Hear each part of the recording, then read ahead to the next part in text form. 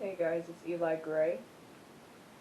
Um, I feel like this is the perfect time to be open and talk about my story as a transgender man, because a lot of people either don't understand it or what. So let's just start off by saying, a lot of people didn't know me growing up because I was always the quiet kid. Everyone knows that. I was always the quiet kid. I was always insecure. But the reason why that was because I was under a lot of pressure growing up. I was under a lot of pressure to where everything I did, every person I talked to, everything I wanted to be, I always had to deal with the backlash of opinions by my parents. I really did. And whether they knew it or not, it really took effect of me, you know. And I knew for the longest of time I wanted to be a performer. I wanted to be a content creator. I wanted to be this. I have. But, that goes off on a tangent. But the same went with my gender identity, you know. My mom always wanted me to be this very feminine girl, wear the makeup and do all these things. I mean, yeah, I was in a lot of sports growing up, but I didn't. I wanted to do dance. I wanted, to do, yeah, that's for another video actually.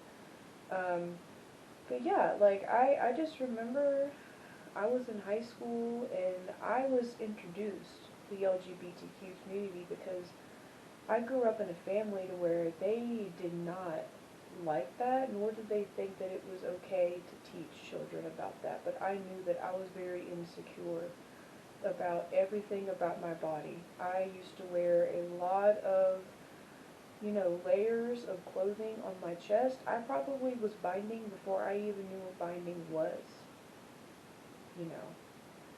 And I never really acted very feminine, even though my parents really pushed me, they wanted me to do. They wanted to push me to be that very feminine lady that got married, had a husband and 2 kids, or whatever that American dream bullshit is. And that just was not me. And as I got older, I very slowly started coming out to be who I was. And when I came out of that box that they wanted me to be, all hell broke loose, man. It really did. It was to the point to where I moved out of the entire state to try to reinstate the life that I wanted, because I was never able to live the life that I wanted because of them. I never got to go out. I never got to do anything. I felt like I was trying to live so much to be approved by my parents that I lost who I was. And I came out as transgender, and I've never been happier in my life. I came out to my mom about this, she says, well, are you sure? Or, no, I don't think you are. Or, you will always be my little girl. I mean, yes, sure. But I remember I asked her very politely, like, can you try to call me Eli or Elijah? No, she wouldn't. But I do have a support system, and they're with me right now. And I can tell you, man, this shit is hard. It is really hard to go through, because there would be some times to where I would just cry. and so depressed. Like, I wish I was just born the way I was supposed to be, instead of having to go through all this hormone therapy and all these surgeries. Because I remember I would try to shop for men's clothing and I would get weird looks. People would look at me weird, and I don't want that.